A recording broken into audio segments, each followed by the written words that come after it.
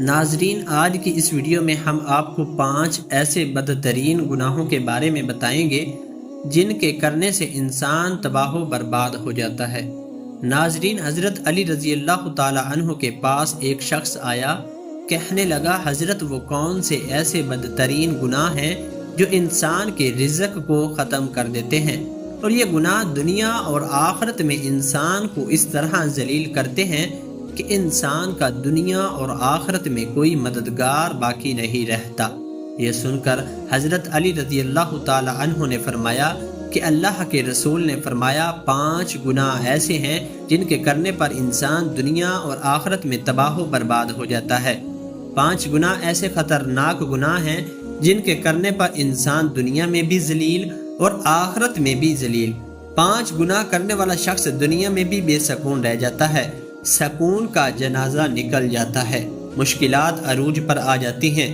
یہ 5 گناہ ایسے خطرناک گناہ ہیں، حضرت علی رضی اللہ تعالی عنہ نے فرمایا اگر تم چاہتے ہو کہ اللہ کا خاص کرم تم پر برقرار رہے، اگر تم چاہتے ہو کہ رزق کی فراوانی ہو، کامیابی تمہارے قدم چومے، خوشحالی تمہارے قدم چومے، تو خدا را ان 5 گناہوں سے بچ کر رہنا۔ یہ خطرناک 5 گناہ کبھی نہ کرنا۔ پوچھا گیا حضرت وہ 5 گناہ کون سے ہیں؟ وہ 5 خطرناک گناہ کون سے ہیں؟ تو حضرت علی رضی اللہ تعالی عنہ نے فرمایا پہلا گناہ سود کھانا ہے، پہلا گناہ سود کا کاروبار کرنا ہے۔ فرمایا سود خور انسان دنیا میں بھی ذلیل، سود خور انسان دنیا میں بھی تباہ و برباد، آخرت میں بھی تباہ و برباد۔ سود خور انسان کو کبھی بھی عزت نہیں ملتی، کبھی بھی سکون کی نیند نہیں سوتا۔ سود خور انسان جو دوسروں کو ٹینشن میں مبتلا رکھتا ہے، خود بھی ہر وقت، ہر گھڑی، ہر لمحے ٹینشن میں رہتا ہے۔ طرح طرح کی پریشانیاں اسے گھیر لیتی ہیں، ہر طرح کی مصیبتیں اسے گھیر لیتی ہیں۔ فرمایا قیامت کے دن سود خور انسان ایسے اٹھیں گے کہ ان کے چہرے مسخ کر دیے جائیں گے۔ ایک سود خور انسان سیڑھی سے نیچے گرا، منہ کے بل زمین پر گرا اور وہیں مر گیا۔ بیٹا کئی روز تک باپ کا غم مناتا رہا۔ ایک رات بیٹے نے باپ کو خواب میں دیکھا، دیکھ کر پوچھا ابا تیرے ساتھ کیا معاملہ ہوا؟ سود خور ابا نے کہا نہ پوچھ بیٹے، سیڑھی سے نیچے گرا تھا، بجائے زمین پر آنے کے سیدھا جہنم میں چلا گیا۔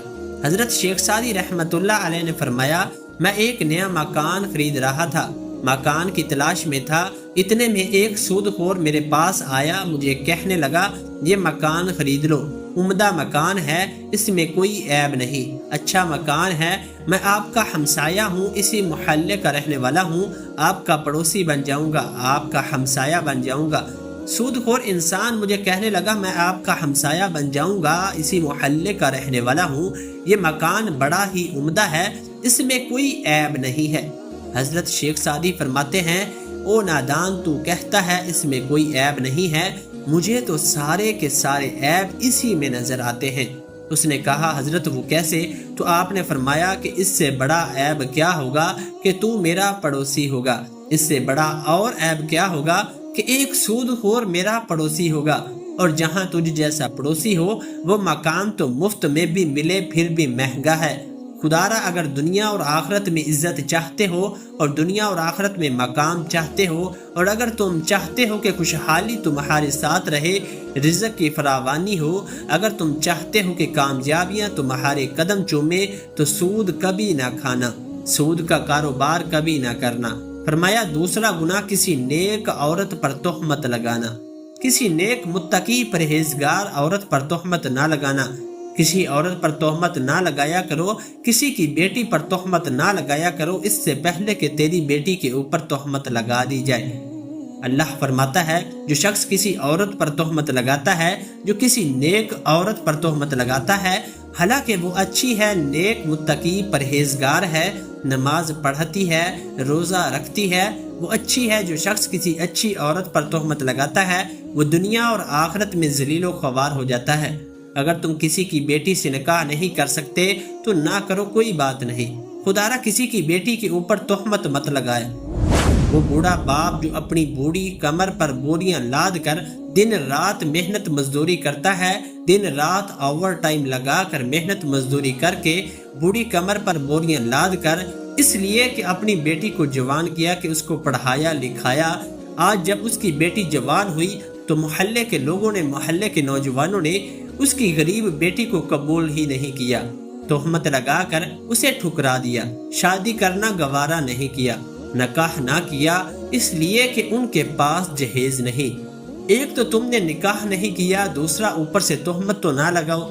فرمایا اگر تم چاہتے ہو کہ دنیا اور آخرت میں تمہیں عزت ملے، مقام ملے، خوشحالی ملے تو کسی نیک عورت پر تہمت نہ لگانا۔ تیسرا گناہ کسی کا مال ہڑپ کر جانا، خاص طور پر یتیموں کا مال ہڑپ کر جانا۔ یتیموں کے سروں پر شفقت برا ہاتھ رکھو، یتیموں کے سروں پر رحمت برا ہاتھ رکھو، کیونکہ جب کبھی آپ مر جائیں تو آپ کی اولاد کے سر پر بھی کوئی شفقت کا ہاتھ رکھنے والا ہو۔ فرمایا چوتھا گناہ اللہ کی ذات کے ساتھ کسی کو شریک ٹھہرانا، اللہ کے ساتھ کسی کو شریک سمجھنا۔ یہ ایک ایسا گناہ ہے جو اتنا بڑا گناہ ہے، شرک والا جو گناہ اتنا بڑا گناہ ہے کہ اللہ تعالیٰ چاہے تو ہر گناہ معاف کر دے، چھوٹے بڑے گناہ معاف کر دے، مگر یہ شرک والا گناہ اتنا بڑا گناہ ہے کہ اللہ تعالیٰ کسی کو معاف نہیں کرے گا۔ حضرت علی رضی اللہ تعالیٰ عنہ نے فرمایا کہ پانچواں گناہ خطرناک گناہ، اہم گناہ دل کے کانوں سے سنیے گا۔ پانچواں گناہ کسی کے اوپر جادو کرنا۔ جادوگر شخص کے گھر کا کھانا حرام، اس کے گھر کا پانی حرام، اس کے گھر کا دودھ حرام، اس کے گھر کا نمک حرام، اس کے گھر کی ہر ایک چیز حرام۔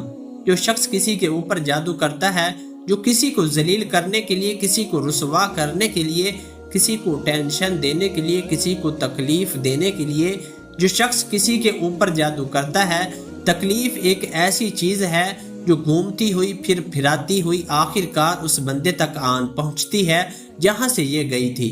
جادوگر انسان یوں سمجھے کہ وہ دائرہ اسلام سے نکل گیا ہے۔ خدارا یہ خطرناک گناہ کبھی نہ کرنا۔ فرمایا یہ 5 گناہ اس سے گناہ ہیں جن کے کرنے پر اللہ تعالیٰ سخت ناراض ہوتا ہے۔ اگر آپ چاہتے ہو کہ اللہ کا کرم آپ کے اوپر برقرار رہے، اللہ کا خاص کرم تمہارے اوپر ہر وقت برقرار رہے، تو یہ 5 گناہ کبھی نہ کرنا۔ ان گناہوں سے پرہیز کرنا، بچے رہنا۔ انشاءاللہ تمہیں دنیا میں بھی عزت ملے گی، مقام بھی ملے گا، تو دنیا میں بھی مرتبہ پائے گا اور آخرت میں بھی پائے گا۔ کامیاب ہو جاؤ گے، رزق میں فراوانی ہوگی، خوشحالی ہوگی، کامیابی تمہارے قدم چومے گی اور تمہاری آخرت بھی سنور جائے گی۔ اللہ تعالیٰ سے دعا ہے اللہ تعالیٰ ہمیں صراط مستقیم پر چلنے کی توفیق عطا فرمائے۔